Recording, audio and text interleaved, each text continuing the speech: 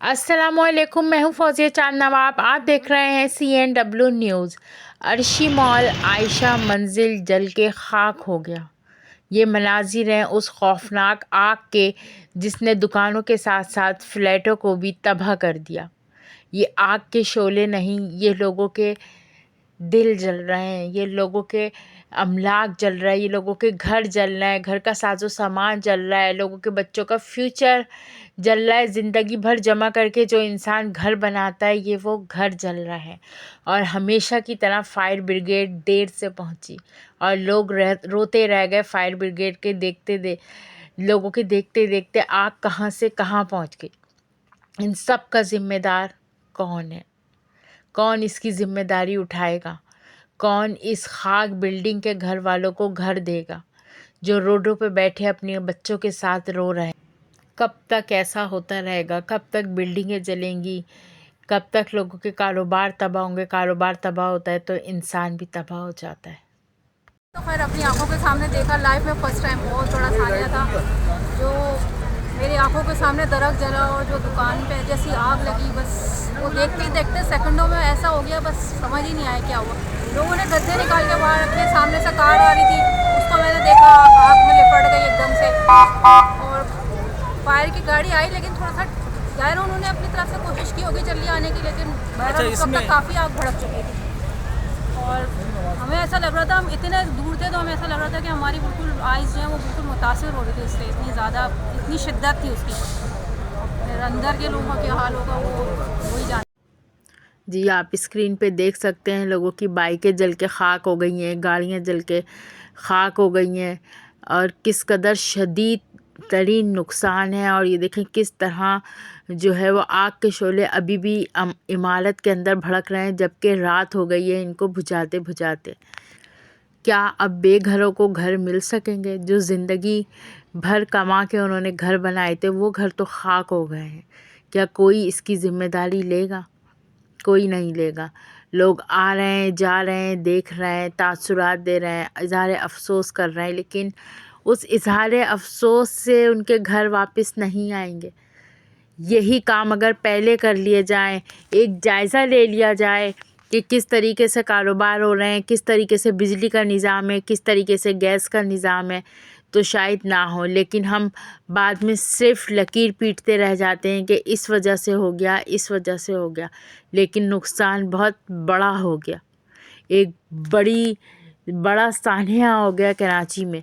जिस तरीके से ये इमारत में तकरीबन 400 से ज़ायद फ्लैट थे, दुकानें थीं, लोगों का कारोबार था, सब कुछ खाक हो गया। उनके दिलों पे क्या गुज़र रही होगी? ये ज़िंदगी भर की कमाई है, ये ज़िंदगी भर की कमाई होती है जो जल के खाक हो रही है। बहुत बहुत ज़्यादा जितना भी अफ़सोस किया जाए वो कम है। लेकिन अब किस तरीके से इनके इस नुकसान का मदावा होगा, इसका तो कुछ वक्त बाद ही पता चलेगा। आग इस कदर लग चुकी है, इस कदर जल चुका है सारी इमारत के सिंध बिल्डिंग कंट्रोल ने भी इसको जो है वो ख़तरनाक करार दे दिया। ये रहने के काबिल बिल्डिंग नहीं रही है। और सिंध बिल्डिंग के लिए भी मैं ये कहते चलूँ कि डीजी साहब, इसमें जो मेज़ानाइन बनी थी, बिल्डिंगों में जो मेज़ानाइन बनती हैं वो सबसे ज़्यादा ख़तरनाक होती हैं। उसमें गोदाम होते हैं, उसमें मशीनरी होती है और उसमें भाग के निकलने का कोई भी रास्ता ऐसा नहीं होता कि इंसान अपनी जान को बचा सके, और इंसान वहीं झुलस के और भड़कती आग में रह जाता है। और आप ज़रा सा नज़र डालिएगा कराची के उन तमाम इमारतों पे, उन तमाम शॉपिंग सेंटरों पे, रिहायशी इलाकों पे जहाँ पे ये मेज़ानाइन बनाए जाते हैं, गोदाम बनाए जाते हैं और जो हमेशा हमेशा ख़तरे का बाइस बनते हैं। थोड़ी तवज्जो की ज़रूरत आपके महकमे को भी है, थोड़ी तवज्जो की ज़रूरत आपको भी है, ताकि आप इस पे गहरी नज़र रख सकें। सिर्फ़ इमारतें तोड़ना और करना कुछ नहीं है, वो इमारतें तो दोबारा बन जाती हैं, लेकिन उजड़े हुए लोग जो है वो दोबारा नहीं बसते हैं। इसलिए हर एक को तवज्जो की ज़रूरत है। फायर ब्रिगेड को भी اس بڑے سانحے کے بعد سوچنا چاہیے کہ کوشش کریں کہ وقت پہ پہنچ جائیں.